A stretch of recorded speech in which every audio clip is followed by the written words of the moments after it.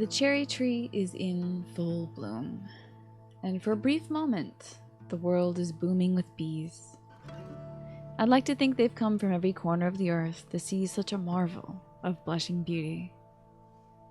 The busy young bees come to make a fortune of pollen. The small old bees come 2 by 2 to reminisce under the blossoms. This pink-petaled pop-up city is their respite, a springtime paradise.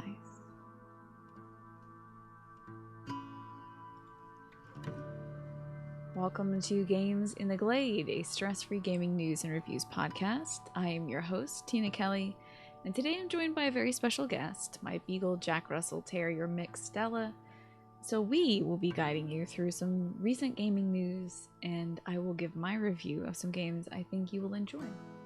Today I'll be discussing the Monster Hunter Rise Sunbreak digital event, a new update for the Switch, the Kirby Music Festival, what's new on Xbox Game Pass, Returnal's free DLC, Lost Judgment's upcoming Kaito expansion, a new horror game called The Quarry from the makers of Until Dawn, news of a new Witcher game, and how game companies and developers have been contributing to humanitarian efforts in the Ukraine. I'll also discuss what video game worlds you'd like to live in the most, give my review of Sable and Space Warlord Organ Trading Simulator, and finish up by asking you about your favorite women in games for Women's History Month.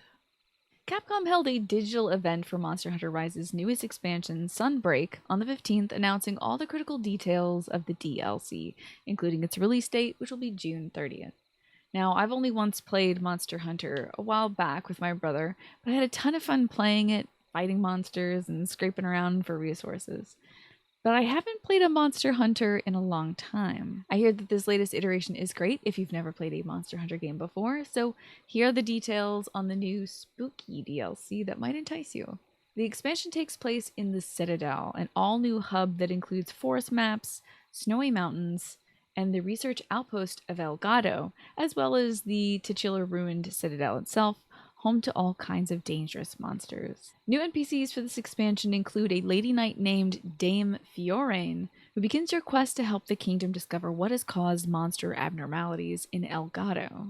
The expansion introduces the Garen Golem, which looks like a quadrupedal ape golem, the Lunageron, a wolf-like ice-covered wyvern beast, the Blood Orange Bishaten, which is a new subspecies of the Bishaten, a paw-tailed furry bat creature that throws explosives at you, and the Astalos, an electric wyvern with very quick bug-like movements. Someone very clever in the YouTube live comment chat said that the 3 main targets of your quest in this are a werewolf, a vampire, and a Frankenstein's monster, the Lunageron, the Elder Dragon Malzeno, and the Garen Golem, respectively. That is such a cute theme to follow for the expansion. I absolutely love Halloween anything, so I think this theme is very cleverly deployed. There's a resemblance to each monster, but the individual design of each monster has enough of its own personality to set it apart from the adjacent horror creature. The Garen Golem, for instance, looks like a hybrid, mossy tree creature, gorilla, and rock monster all in one, but its jaw and its head shape are very Frankenstein's monster to me. It's a cute wink and a nod without having to make the beast powered by electric bolts or composed of human body parts. Interesting to me was the news that there are new wirebug actions for this expansion. Wirebugs were introduced to Monster Hunter Rise as an inventive way to traverse terrain, giving the series a much needed lift off the ground. So it's nice to hear that they're working on even more mobility options to keep things interesting and engaging. Capcom also announced new amiibos, everyone's favorite plastic toys. When you use your amiibos, you can unlock the formal dragon layered armor in the game, which makes you, your dog, and your cat look like Halloween-y Dracula vampires, which seems very fitting in the expansion's central theme, which is fighting a big vampire dragon at a big castle. And if you pre-order the expansion, you'll get a striped cat costume and a loyal Shiba Inu costume, which is really precious. The deluxe digital version content includes a layered armor set that makes you look like a gunslinging pilgrim nun, to me at least, among other assorted aesthetics. Pre-orders open up on March 15th, so if you're into nuns and vampires, you can go to monsterhunter.com to get in on that action. A special note about starting the DLC. You can begin the DLC's story and its quests after you complete the 7-star hub quest, Serpent Goddess of Thunder in Monster Hunter Rise. If you're not there yet, don't fret, as Capcom has updated the base game to include some support items like the Black Belt armor, which can increase your attack power and recovery, another set that helps you gather items and reach high-rank quests quicker called the Guild Cross set, the Defender series of weapons which have very high attack power, and the Veteran's Talisman. It seems like some folks are dead set against using these aids to make it to the DLC quickly, but I say just do whatever is fun for you. When the DLC launches, there will be a 13 gigabyte patch to update your game, so please make sure you have the space for that. It is required for online play. If you would like to watch the announcement video to see what awaits you, I will link to that in the description of this episode. Nintendo Switch owners might be relieved to hear of a new update released on the 21st, which finally allows you to create grouped folders for your software. You need to scroll all the way to the far right of your home menu, select all software, and then hit the left bumper to start creating groups. Finally. From there, you can select up to 200 games for each group. I don't know how you would have that much on your Switch. That's amazing. Order them however you'd like, and then have those games bundled together in one spot. Maybe you want to group all your indie games together, or maybe you have some go-to titles that you want to play with friends. However you organize your titles, you can now do so, provided that you have over 12 software items. Apparently, this will not work if you have 11 or less. I will link a guide to creating groups in the description of this episode. This year will mark the 30th anniversary of Kirby, the cute little pink friend with the incredible power of eating, and to celebrate, there will be a live music festival featuring Kirby music at the Tokyo Garden Theater on August 11th of 2022. For those of us who can't make it to Japan, the performance will be live streamed, so keep an eye on the official Kirby Twitter account for the exact address of the live stream. The classic Kirby tunes will be performed by a big band style group of 35 players, putting a jazzy spin on the energetic tunes of this franchise. I personally am very much looking forward to this event because I think Kirby music is so adorable. There are a few new titles available now on Xbox Game Pass as of March, so here is the list. You've got Shredders, which is a snowboarding game. The Dungeons of Naheulbeuk, the Amulet of Chaos, which is a challenging and humorous tactical RPG. Tainted Grail Conquest, which is a roguelike deck-building RPG. Zero Escape, the Nonary Games, which is a deadly puzzle game with branching storylines. And Norco, which is a Southern Gothic point-and-click adventure that has got my attention, because we don't see enough Southern Gothic, in my opinion. Coming soon is Crusader Kings 3 on March 29th. That's a strategy role-playing game in which you become the leader of a noble family, and you try not to run it into the ground. Also coming soon is Weird West, a new indie title that's available day one on Game Pass on March 31st. It's the Wild West, but with terrifying fantasy creatures in it. Other Game Pass updates, touch controls have been added to games like Among Us, and also Katamari Damacy Reroll, games like Rubber Bandits, and so on. And a few games will be leaving Game Pass by the end of the month, including Madden NFL 20, Narita Boy, and Shadow Warrior 2. Thank you so much to Megan Spur for the Xbox update on the Xbox blog. I will link to her blog post in the description of this episode if you'd like to read up on what's available for which platforms on Game Pass. On March 16th, Housemarque, the developers of Returnal, last year's third-person roguelike shooter, announced that the game will be getting a free DLC expansion called Ascension. The DLC features two new modes, a cooperative play mode and the Tower of Sisyphus, which is an endless mode where players climb the heights of an endless tower. The DLC launched on March 22nd. I know that Returnal had a very shaky launch due to the difficulties players had with saving their game and not losing progress due to unplanned updates or crashes, but I really hope that the October 2.0 update last year fixed those issues and made the game much more of an enjoyable experience. Maybe the DLC will draw some folks back to the game who had put it down due to lost progress. If you would like to learn more about this DLC, I will link to Housemarque's developer commentary gameplay trailer in the description of this episode. If you are a fan of the Yakuza franchise spin-off Judgment and Lost Judgment, you'll be happy to hear that Lost Judgment is getting a DLC expansion called the Kaito Files, featuring the titular ex-Yakuza bruiser. Deploying today, March 28th, the DLC explores Kaito's past as it rears its ugly head in the present, featuring Kaito's ex-lover, who he thought was dead. The DLC introduces different fighting styles like the bruiser and tank approach, dishing out and taking in massive damage respectively. The Kaito Files also introduces a new method of investigation called the Primal Nose, which has Kaito focusing on scent to find clues. You can also use Kaito's keen sense of smell out of investigation mode in order to find secrets, new skills, and special areas that remind Kaito of the past. So if you want to play the DLC, you'll have to follow your nose to buy the expansion, or if you have the Ultimate Edition or a Season Pass, you just need to download the update. From Supermassive Games, the folks who brought you Until Dawn and also the Dark Pictures Anthology, and also from 2K, comes a new choose-your-own adventure-style horror game with a star-studded cast called The Quarry. This game isn't a straight sequel to Until Dawn, but a spiritual successor instead, working with similar mechanics and theme, but with a brand new cast facing brand new dangers. See, instead of entitled teens in a ski chalet, it's young teen camp counselors in the Blackwood Mountains, shepherded by David Arquette's character, a head counselor who leaves the vulnerable young adults in the Quarry summer camp at night. Other horror movie alumni that have made their way into the game include Lynn Shay from A Nightmare on Elm Street, Lance Henriksen of Near Dark, and Justice Smith from The Voyeurs. Like Until Dawn, there's danger all around the player in the Quarry, and according to the director of the game, Will Biles, there is 10 to 12 ways for each character to die.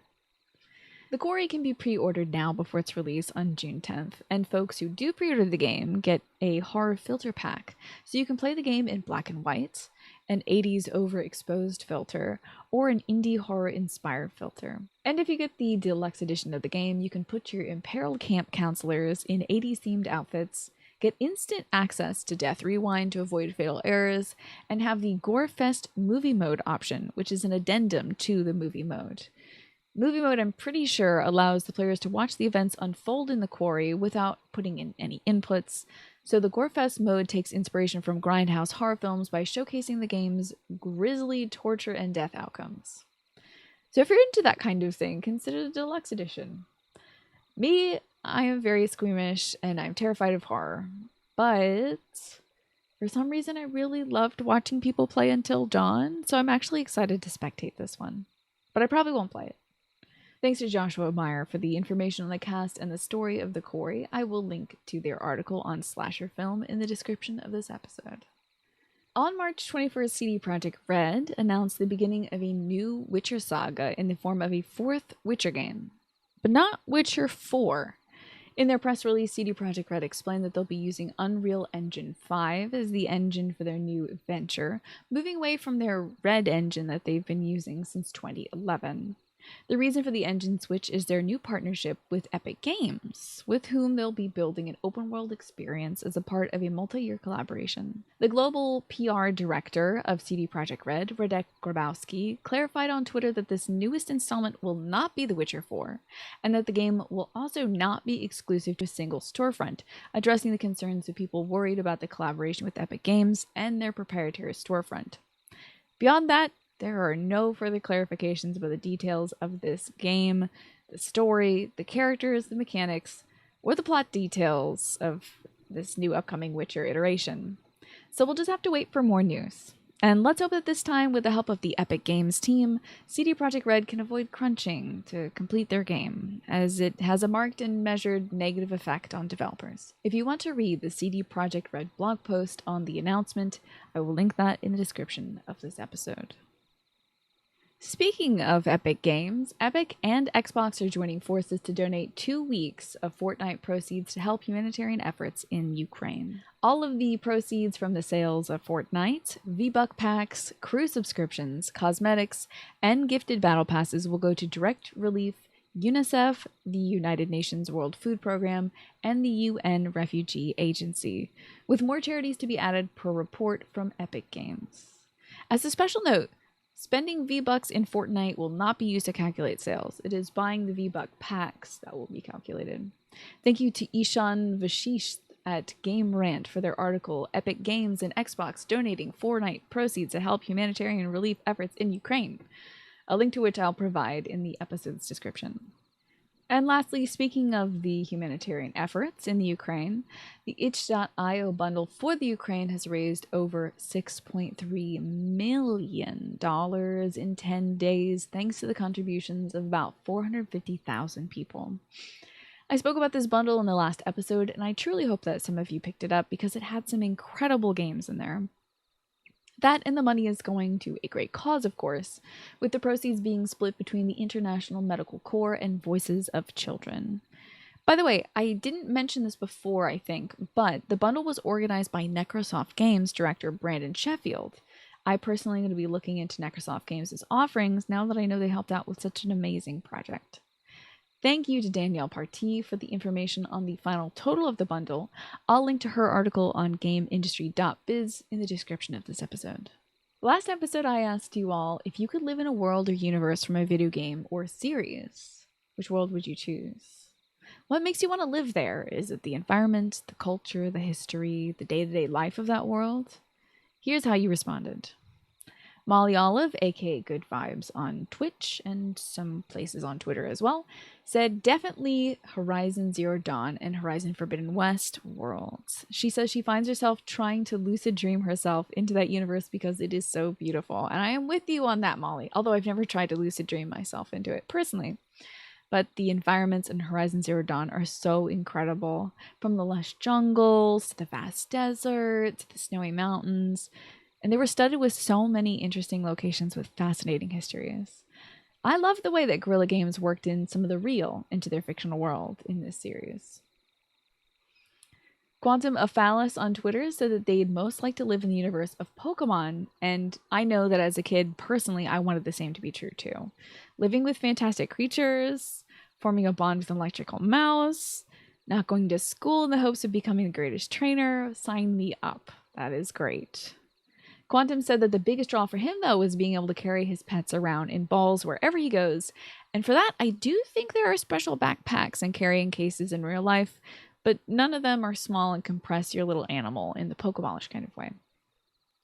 Ewan, aka Slurm316, on Twitter said that he would like to live in Picnic from Chicory, A Colorful Tale. He'd love to explore the world and get to know its residents. And he also said there's always something happening in Picnic, from an art class to a new pizza or donut launch, which is so true. Chicory is not only a very colorful place, but it's also a very inviting one. Even some of the snooty characters have their warm moments. And like Ewan said, there's always something going on to pique your interest, even if it's just a lost kitten in a tree. It feels like a world where everyone is working towards helping the community. Lastly, Chainsnake said on Twitter that he would most like to live in Final Fantasy XV's world because it strikes a perfect balance, he said, between the fantastical and the grounded. He said he'd like to live a quiet life, raising chocobos while still enjoying all the modern amenities, and even occasionally indulging his inner gearhead from time to time. That sounds very fulfilling, honestly. Chocobo breeding, at least as I experienced it in Final Fantasy VII, was good, honest work. Or maybe wark. Wark, get it? Like the chocobos say. Anyway, I would just worry about somebody summoning a big old fire dog or something to scorch my homestead. He did mention Red Dead Redemption 2 and Dragon Quest XI as runners-up, which would be beautiful and fantastical, but maybe not have all the conveniences of home, like non-horse-drawn transportation or the internet.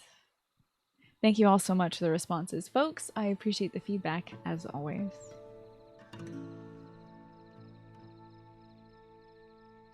Now for the reviews. This episode I'm reviewing 2 games, Sable and Space Warlord Organ Trading Simulator. I'll preface this by saying that this might be better seen as a tentative part 1 of my Sable review, and that hopefully I'll be able to revisit the game sometime in the future. So let's start off by talking about Sable, a game by Shedworks and published by Raw Fury in 2021. Sable's an open-world exploration and puzzle game set in a gorgeous, colorful world of sand and rock formations, fascinating ruins, and a close-knit community.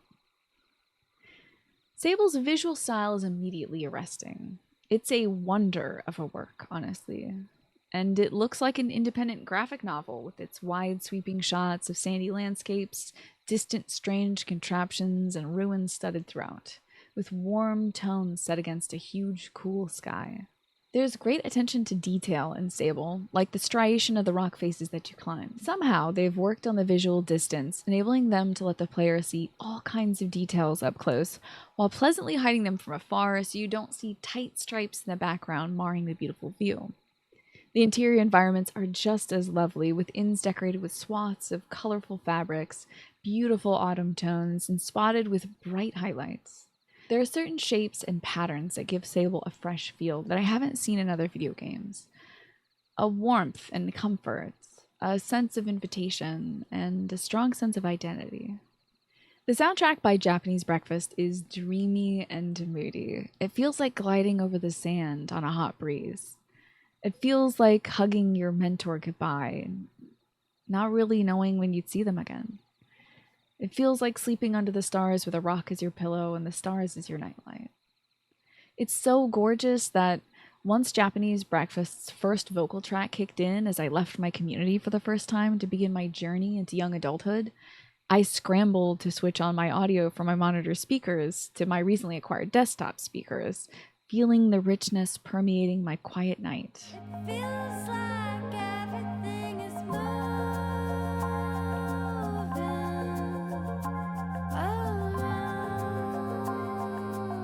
And it was worth it to move with the music, coasting over dunes and sailing over the twilight desert sky. It was beautiful and perfect. Sable isn't all pretty lights and colors. Its soundtrack and its aesthetic establish the tone, and the gameplay of Sable reinforces the dreamy atmosphere.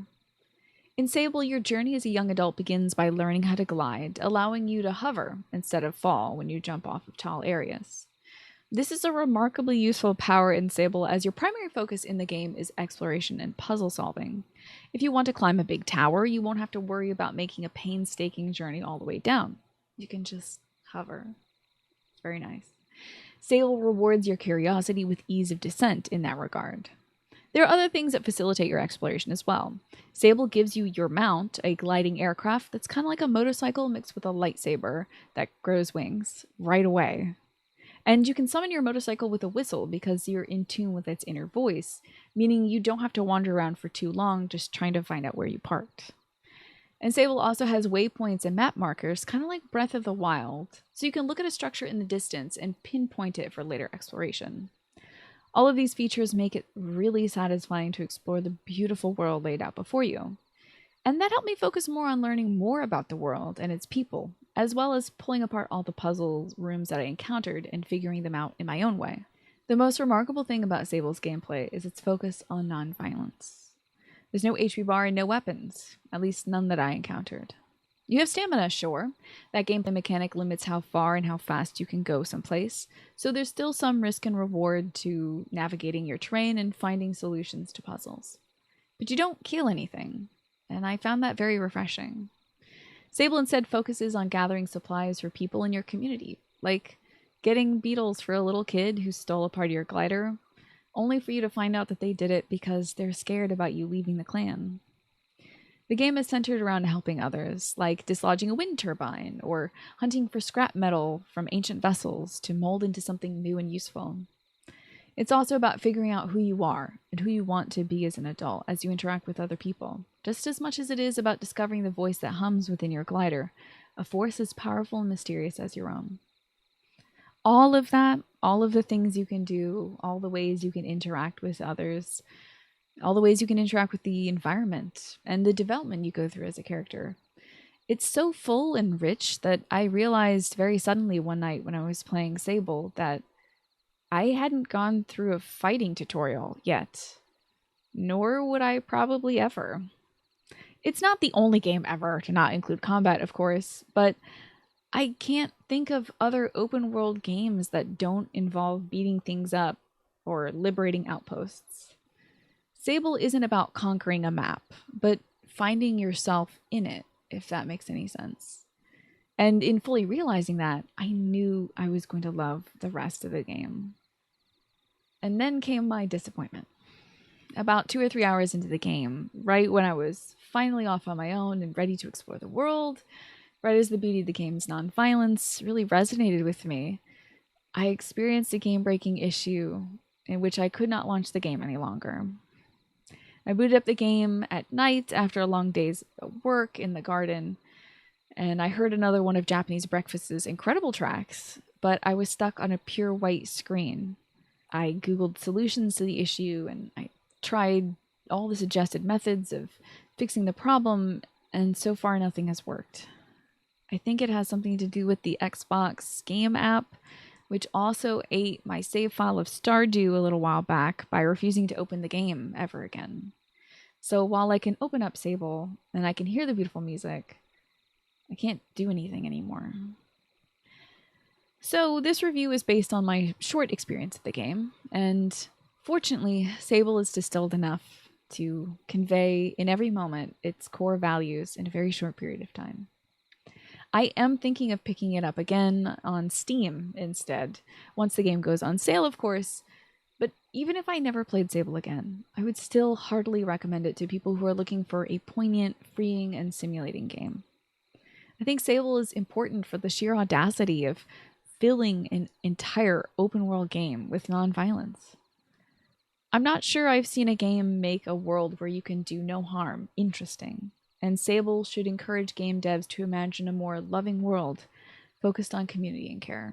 And now, for a very stark contrast, Space Warlord Organ Trading Simulator, developed by Strange Scaffold and published last December, is a fun and frantic simulation strategy game that imagines a universe where meat is a premium commodity that is speculated upon by brokers and traded at daily stock markets. The game is arresting at first glance with its black and green classic computer interface to the pulsing animations of meat which you can snatch up.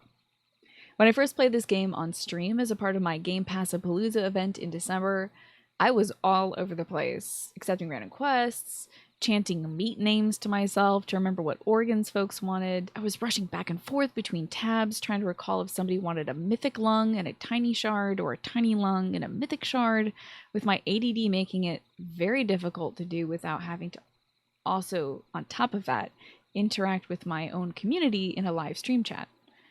Thank goodness then that upon opening the game up this week to supplement the review section of this episode, I found the accessibility options menu with the ability to lower the game speed.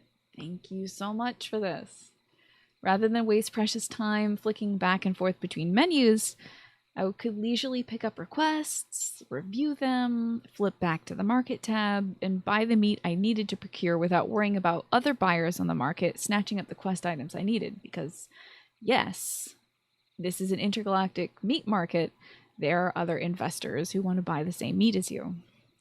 In Space Warlord Organ Trading Simulator, everybody wants and needs meat for their own strange purposes. So, if you play this game and you find that time is running away from you too quickly, please don't hesitate to slow the speed of the game. I went down to about 0.3 speed, though there is an option below that I haven't tried. It looked a little strange to me. It looks like irrational numbers, so I was worried it would break the game. Try that out at your own risk. You can change the speed also at any time, and I did frequently switch between 0.3 and I think 0.8 speed to move the market along at my pace. Even slowed down to my own speed though, I was fulfilling requests sometimes without reading the full brief, which I think is expected. At some point I just wanted to know what they wanted, not what it was for. But then, when I would check back at my profile tab at the end of the day, I would see new titles added to my roster that I got by trading organs to people. Apparently, by completing certain quests, I had enabled an endless war effort by giving a heart to someone. I sold organs to a child using their parents' credit card, and I participated in insider trading. Oops. All very questionably moral. While Space Warlord Organ Trading Simulator is largely focused on the gameplay loop of buying organs, fulfilling requests, and participating in the stock market, there are certain requests indicated with a yellow outline that advance certain story threads that lead to different endings. One plotline I followed, for instance, involved bringing a dead god back to life with the help of some seedy cultists. And of course, the dead god really didn't care about the fate of life in the known universe, so when it was resurrected, it just kind of scorched all living things, radiating from the center of the universe outwards. There are a few other endings I unlocked, like assassinating my mentor, or bringing an unending meat meteor shower to drown the world in free organs, though I have not unlocked them all. If you decide to play, please let me know which endings you get and which ones were your favorite. Odd little events happen too, like a dog gave me his soul just the other day. It's a little different than a human soul, but it functions just the same in-game. Souls improve the conditions of organs around them, ranging from 0 to 100. I'm not sure what happens if your organ reaches 0, if it disappears or what, but all organs do degrade over time if they're not protected in some way. Leech lymphs, on the other hand, destroy the conditions of organs around them. I either sold or traded or accidentally destroyed that dog's soul because I found it missing during an inventory check just 2 days after getting it. And I was absolutely devastated. But the dog later returned and said that he was feeling quite fine without the soul. In fact, he felt like he could do anything. A similar event happened later when I finally saved up enough money to buy some stock in an odd little organ called Little Joey's Heart. It's something like 25,000 credits minimum per stock, but it rises pretty reliably on the market.